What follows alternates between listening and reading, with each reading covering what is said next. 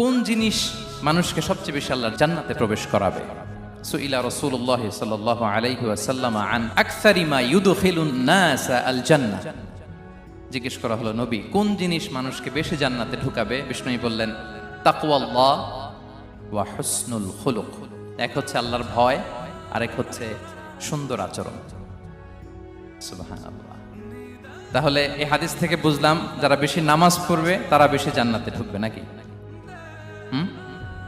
নামাজ পড়তে পড়তে যারা কপাল কালো করে ফেলছে এরা ঢুকবে না? যারা হজ করতে করতে বড় হাজী সাহেব হয়েছে, জিকির করতে করতে হাতে 3-4টা তাসবিহ রেখেছে, তাদের কথা বলা হয়েছে।